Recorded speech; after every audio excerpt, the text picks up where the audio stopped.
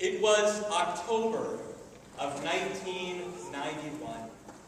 I was part of a group of 5 youth from Minnesota who were traveling from Minneapolis to Moscow, Russia, and then on to the smaller city of Syktyvkar. We were to be there for nearly 2 weeks, building relationships with youth in their schools. For the Communist Youth League had just been outlawed, and they were trying to figure out what were next steps. How would they allow and encourage their youth to grow, to find effective ways of doing citizenship, leadership, community building? And we spent a week with some incredible young folks in Russia, going in and out of schools, staying in host homes. And then it happened. One day we were on a bus ride that lasted about an hour and a half, and we were taking turns standing and sitting, letting those who had been standing for a while take a seat. And I had become friends with a young man named Yura, and we began to talk. And then he very quietly began to try to say something in Russian. Now, I had taken a year of Russian in high school, but I wasn't sure what he was trying to get at.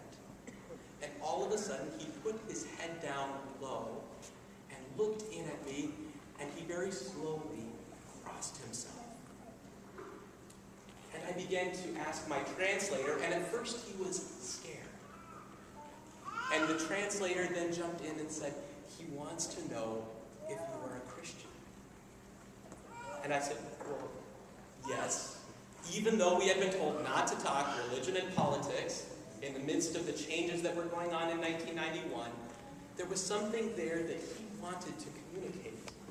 And before we knew it, from that one simple sign that crossed language barriers, and then with the help of a translator, we began to talk about Christianity. And one by one, several of the folks that we were on this bus with began to pull out crosses that were hidden under layers of their shirt, or little medallions of saints.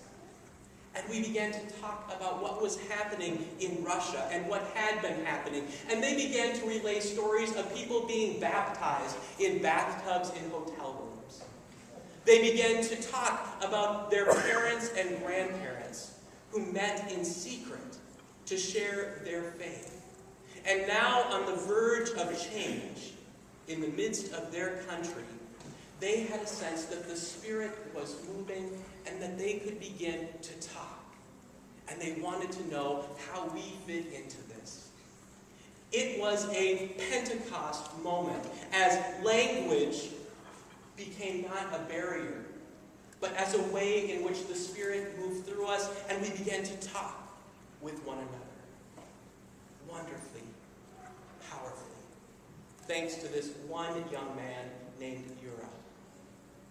We talked about Lutherans and Methodists, about Orthodox and Catholic, and the conversation went on.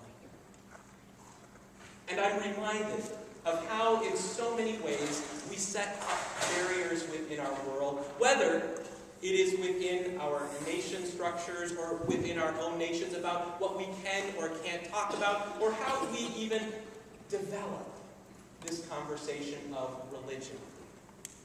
It is so easy to create our own sense of nationalism and tribalism that we forget how the Spirit breaks down those walls and calls us into newness of life.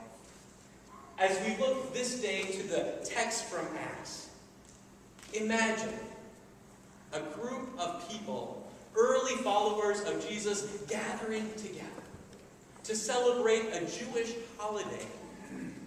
And as they are there celebrating, something incredible happens.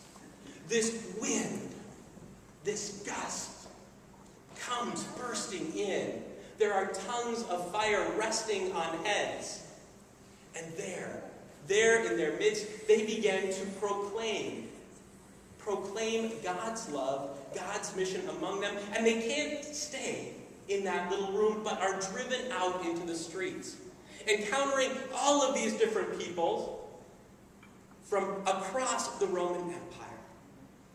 And they began to share this word. And of course, people are wondering how this non-intellectual, probably very much poverty-stricken group of people from Galilee is out there speaking in all of these different languages. And wanting to keep them in place or quiet them, they simply say, they've got to be drunk. Drunk or crazy, that has to be the response. But they go against that and they continue to tell the story to proclaim God's love. And Peter speaks out against that. They're not drunk. It's not even 9 o'clock in the morning. Instead, he calls them to pay attention to what is being said, to invite them into a conversation with this spirit of life, of newness. You have to wonder how many heard, how many joined the community, or how many out of curiosity just stuck around to see what it was all about. But that becomes a foundational event in the Christian community, and as far as we know, is the oldest feast within our tradition. A day worth celebrating and lifting up, in which the Spirit breaks in, stirs and challenges, and pushes us out of the doors in new and wonderful ways. Now we hear also that it can be hard for the world to receive. I would even say that for us, as Midwesterners, many from more Germanic or Scandinavian traditions, we become a little bit uneasy even with this Sunday, talking about the Holy Spirit. Because all of a sudden we may have to do something that's going to make us a little uncomfortable. Or, if we're pushed outside of these doors, what happens when we say or do something that makes other people uncomfortable? Somehow it rubs against that sense of we don't rock the boat, we don't create too much conflict. And so this Sunday, in a sense, becomes a real challenge for us. And in a sense, it is meant to drive us from celebrating a simple festival to getting out and doing new and wonderful, profoundly great things within the world that are both going to push us and push the world in being shaped and reshaped